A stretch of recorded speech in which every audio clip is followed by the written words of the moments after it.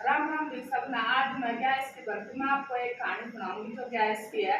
और उससे हम गैस का व्रत करते हैं और ये मेरा मंदिर है।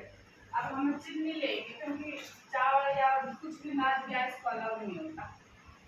अब एक बार एक गुड़िया थी, वो मंदिर में जाती थी और अपनी बहू से बोली कि अपना मेरा भी प्रसाद बना और अपना भी प्रसाद बना के रख लेना। बोली कि ठीक है। और बहू ने है ना अपना प्रसाद बना के रख दिया कि जैसे कि शाम की खीर बना के रख ली।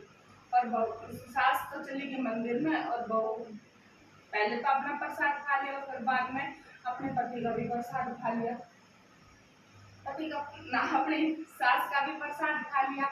और उसके बाद उसकी सास आके कहने लगी कि मेरे को भी प्रसाद दे दो, मैं भी अपना व्रत खोल लूंगी। तो वो बोली कि मैंने तो प्रसाद रखा था और उसको बिल्ली खा गई।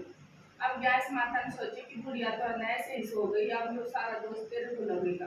तो गैस माता बोली कि बहू को तो सबक सिखाना ही पड़ेगा। और गैस माता ने ऐसा सोचा कि दोनों, उसका पति और पत्नी दोनों सो रहे थे और उसकी चप्पल जो पीछे की साइड थी वो आगे की साइड कर दी और पति को एक जोरदार थप्पड़ मारा। अब पति को शक होगा कि ये तो बीर बात, ये तो औरत अच्छी नहीं है, इसके पास तो कोई आता है। तो वो बोला कि मैं आप तेरे को काम दूंगा, तेरे को बिल्कुल नहीं रखूंगा, तेरे को छोड़ दूंगा। तो वो बोले कि नहीं, मेरी कोई गलती नहीं है, सब ने समझाया पर वो नहीं माना। वो बोला कि मैं तो तेरे को छोड़ दूंगा ही। पहले के जमाने में सब कहते थे कि जिससे भी मिलना हो वो मिल ले। तो वो बोली कि मैंने अपने नंद से मिलना है, मैंने अपने नंद के घर से मेरे नंद को बुलवा दो। तो वो अपने नंद को बुलाने के लिए किसी को भेज देती है। अब गैस माता ने सोची कि गलती तो छोटी थी पर इतनी बड़ी परीक्षा देना ठीक नहीं रहता।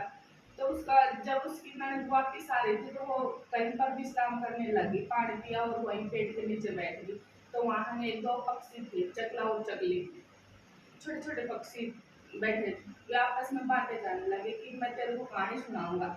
तो वो बोली कि मेरे को कहानी तो सुना पर है ना, आपने मत सुनाओ, दूसरों की सुनाओ। तो उन्होंने बोले जो अब मैं तेरे को कहानी सुनाऊंगा जो अब हाथ जोड़ में ही चल रही है, बोला कि सुनाओ।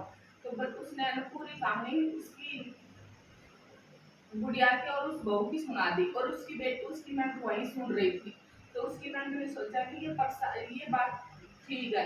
तो वो घर आई तो उसने अपने भैया से पूछी, भाभी से पूछी कि क्या बात हुई है इसलिए जो आपको छोड़ने के लिए तैयार हो गए।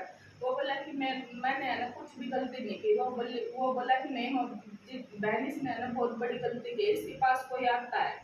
वो बोली कि भाई ऐसा करो कि सवा हाथ धरती को पोछे से लीप लो और वहां पर गड़वा भरो और हाथ में कुछ ऐसा लो कि जो वो हम जैसे कि चिन्नी ले ली और गड़वा भर के पानी का वहां बैठ गया, आसन लगा लिया और सबको बुला लिया।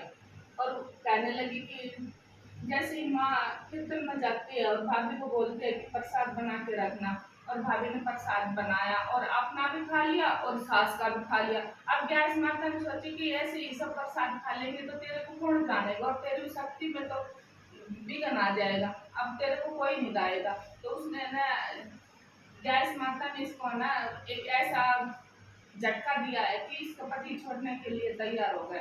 अब वो कहने लगी कि ये है ना सब गैस माता के प्रभाव से हुआ है कि कभी भी किसी का प्रसाद गैस के दिन हो या और वार हो कभी भी नहीं खाना चाहिए। हर चीज अपना शर्म वो दिखाती है। तो इसलिए हम आज गैस के बरती है तो हम कथा भी कर लेते हैं और कहानी भी सुन लेते हैं।